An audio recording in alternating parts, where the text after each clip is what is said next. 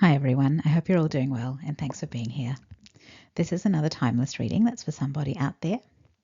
My intention is that this one finds the person or people it's meant for and at the right time. It's not intended to be for everyone, so if the storyline that emerges is not resonating with you, it's probably not for you. You can still watch the whole reading. It's always an intention of mine that anyone who's drawn to one of my readings will gain something from it, whether that's an insight, a piece of wisdom, or just the opportunity to see something from a different perspective. So if you happen to be here, I think you're meant to be here. This has been a bit of a strange week. I actually started doing a couple of readings and ended up scrapping them. That's a bit unusual, but they just didn't feel right as I was working on them. So anyway, I'll start this and we'll see how we go. So before we start, we'll just do our love pause first. And this is where we pause the video and send some love out into the universe. You can also do a Ho'oponopono prayer instead, and that involves saying the 4 sentences. Thank you, I love you, I'm sorry, and please forgive me. So thanks to everyone who does this. The time to pause is now, and I'll start my reading on the next slide. Right, so this here is the spread for this reading, and if you're interested in the decks I've used, I'll have them listed in the description box. So as I was recording that last slide, I was thinking of those 2 readings. Now, I did say I scrapped them, but I mean, I still have them. And it just dawned on me as I was recording that last slide that maybe they're just not meant for now. Maybe I just need to leave them and go back to them later and see if they are resonating more at some point in the future. But anyway, that's unrelated to this reading. I will just get started with this. So here at the bottom of the deck, we have the Virgo card, which is the Hermit. And that's suggesting that this is about someone who's withdrawn from the external world, and they've done this to do their inner work. So they're doing some reflecting, some introspecting, some healing, and some shadow work. So that's interesting. And the other thing that took my attention with this card is that there are some animals on this card. So I feel like we might be talking about someone who is an animal lover. And just with the way the hermit's dressed and seeing all these animals, I'm thinking of St. Francis of Assisi, because he was often shown with animals. And that's because he was someone who cared about animals. And so maybe he is someone that resonates for someone watching this. I do love St. Francis. He was a lovely soul. So I'm happy to be thinking of him as we start this reading, actually. He's a beautiful soul. The card in the past position here is the Queen of Wands, and that's quite a contrast to the Hermit energy. So the Queen of Wands is fire sign energy. I do tend to see it as an Aries energy. That's just the way I kind of have negotiated it with my spirit team. So this, anyway, is someone who is confident, vibrant, charismatic, attractive, passionate, creative, inspiring. So this is someone that really doesn't struggle to get people's attention and hold it. But obviously they've gone into this hermit energy. So that's interesting. So something must have pushed them to withdraw. And as I look at this card, I'm drawn to the Oracle cards because there are 2 cards there that are giving me Queen of Swords energy. So not Queen of Wands energy, but Queen of Swords energy. So the 2 cards I'm looking at are the one called the Thinking Woman, which is about someone intelligent, and the image suggests someone intellectual and knowledgeable because they're reading books and studying, basically. And then on the far right we have Audaz, she who resists, and that card has the keywords fearless, justified, and resistant. So both of those energies I would see as Queen of Swords energies. And the Queen of Swords is air sign energy, but again, with my system, I would tend to see it as Libra energy. So there's something complicated happening here, I feel like. So this person started off in Queen of Wands energy, and then something must have pushed them into this hermit phase, and then in this time perhaps they've developed more of these Queen of Swords types of traits, and that's interesting because these are the 2 queens from the masculine elements, because air and fire are masculine elements. And I'm also thinking about how Aries and Libra oppose each other in the zodiac wheel. So in some ways, if someone with Aries traits starts taking on Libran traits, they are becoming more balanced as a person. So Aries is obviously seen as a very self-focused sign, and then the opposite sign of Libra is a relationship-focused sign. So Libra is a sign that considers other people's needs and is willing to negotiate and compromise for outcomes that will work for everyone involved, and outcomes that will bring harmony and balance. So if this kind of rebalancing has been happening, then this person has become a bit more moderate perhaps. So they might still be self-focused at times, but they have also started thinking about how their actions affect others. But having said all that, the second oracle card that I talked about is carrying the message of being resistant, fearless, and justified. And that's actually more like the harsher side or the colder side of the Queen of Swords energy, isn't it? So that's about someone seeing situations very clearly and speaking up for themselves and standing their ground and doing what they feel is justified. So that is quite a masculine energy coming through there. So that's the Queen of Swords in the sense of not being afraid to defend yourself or your position. And that sort of makes me think of emotional detachment, very clear judgment and discernment. So if this is you, the Queen of Wands, and that's how you were before, you might have previously been very much guided by passion and inspiration, but now you've also got this ability to step fully into this clear-headed, logical, non-emotional energy and be the Queen of Swords. And that just popped into my head, You're Hot and You're Cold. That's the Katy Perry song. But yeah, I'm just getting fire and ice with these two archetypes. So it's like you've got both potentials now.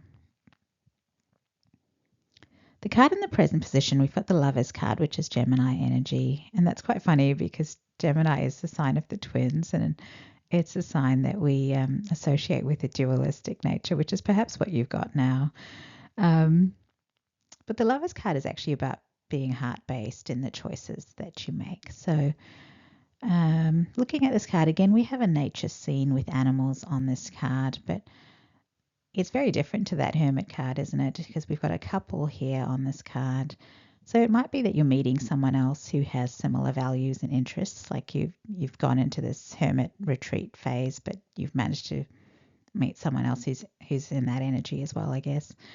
And if you're someone who loves animals and helping animals, this is another person who's just the same in that respect. Now, Gemini is the sign of the twins, so this could even be about twin flames. And I'm also now wondering if that Queen of Swords energy is the other person. I don't know. I wasn't reading it that way before, but now I am getting a couple feel from this. So maybe that is a different energy, in which case some of what I said earlier doesn't apply anymore. But if that's the case, then one of you is, well, you're Aries and the other person's Libra, I believe. And so you are opposite sides of the zodiac wheel. So you might be like fire and ice in your temperaments. And so if you are meeting this person, it might feel like it's a case of opposites attracting because you do have these different energies. But the Lovers card is giving me the sense that your hearts are actually very well aligned. So you might initially feel like this is someone you don't have that much in common with, but as you get to know them, you'll start recognizing that there is alignment where it matters. At heart level, there is alignment. So, and the other thing with these animals is maybe if you're both supporters of animal causes, you'll find that you're very much on the same side and that you're both bringing your different strengths to the table for the benefit of that cause. So that's nice. I think the alignment might not be immediately obvious, but it is going to become evident as you get to know them. Now, I do normally say genders are irrelevant in tarot, but I'm actually pretty sure there is a Thinking Man oracle card in that deck as well. So the fact that we got Thinking Woman specifically, I'm going to say that Queen of Swords energy is a woman if it's someone else. Now, the Queen of Wands is here as a tarot archetype, so that could be a man or a woman. We do have men in all the other tarot cards, so perhaps it is a man this time, but a man in Queen of Wands energy. I'll leave that one fairly open, but I think with thinking woman, I'm thinking the Libran character is a woman. Now, the other thing I'm seeing with this Hermit card and this Lovers card is the Hermit is fully covered up in clothing, and the two people in the Lovers card are completely naked. Well, they were naked before I modesty shielded their private parts, so they're naked anyway. So that could certainly be about lovers in the sense of a sexual relationship, but it might also be indicating that this will be a close relationship, one where you both feel completely comfortable with each other and you can both be yourselves with each other. So you'll both feel safe to be authentic, transparent, and vulnerable with each other. So that's lovely. And the card in the future is the Knight of Pentacles, which I would also see as a Virgo energy, as Earth sign energy. But this is the Knight who isn't rushing to get anywhere. He's the one who takes things slow.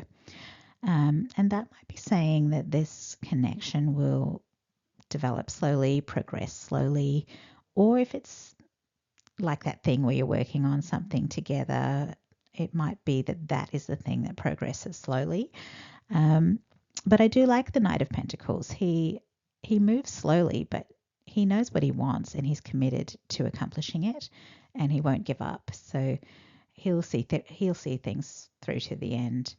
And when you think about the other knights in tarot, there isn't that energy of commitment. So whether this is talking about the connection you have with this person or some shared cause that you're both devoted to, there's a strong commitment. And so it doesn't actually matter if the progress is slow, because the progress is assured and success is almost guaranteed with this archetype, because they just don't stop till they get it done.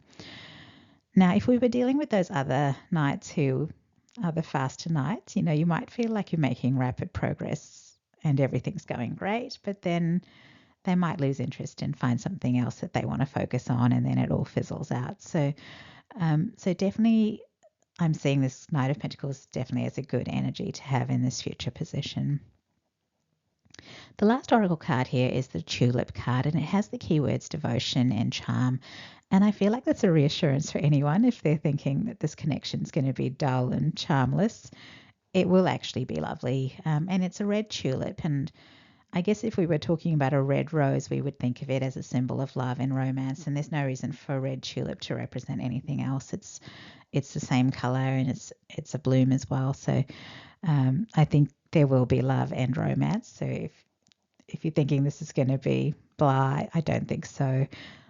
I'm actually finding this a bit funny. But I guess if we're talking about individuals who are air and fire signs, they would tend to enjoy things that were quick and lively and energetic. So they might find it a bit strange to be involved in something that moves slowly. But Spirit is assuring us that this will be nice and that there's going to be something beautiful that blooms in time. Thinking about tulips, I think they get planted in late autumn, and then there's really nothing to see through winter, is there? And then in spring you get this thing blooming out of the ground. So it might be like that, where you don't feel like anything much is happening, but you keep showing up, and then one day you see that something has bloomed and it's stunning. Okay, well, that seems like a fairly benign reading. No mystery, no intrigue, no destruction, no enemies, no betrayals, no secrets, no broken hearts, no broken bones, no dead bodies. I think this is me being in Aries and wondering why nothing seems to be happening in this reading. See, it is strange for a fire sign to deal with something slow and peaceful and drama free. So that's exactly what I was talking about. This is going to feel strange for the two people involved here.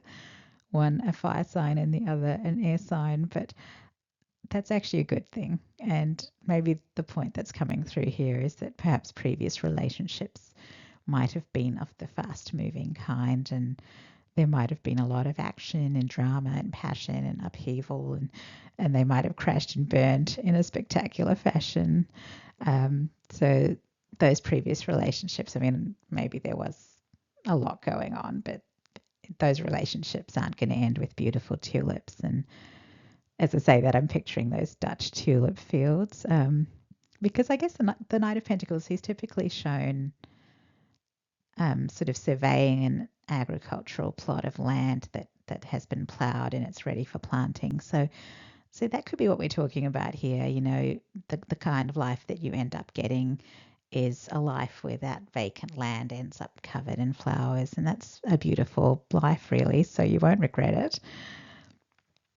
And this here is our last slide. So I hope you enjoyed that reading. It was interesting to have a peaceful reading. So I hope you're not too bored. No, it was charming. It was a charming reading. But anyway, let's talk about the things we normally talk about. So the decks are listed in the description box, and this is the case for all of my readings, even my older ones. The Amazon links are affiliate links. You can use the links to purchase the decks, and if you do, I might qualify for a small commission. If you're wanting to buy the decks, I do have some extra information in the description box. Thanks for being here. Thanks for watching. If you liked this video, please give it a like. If you like my work generally, please consider subscribing to the channel. And feel free to leave comments. I'm always happy to have comments. Thanks to everyone who's already subscribed, because it does mean a lot to have your support. And that's it. Take care, everyone, and I hope to see you all again in a future video. Bye.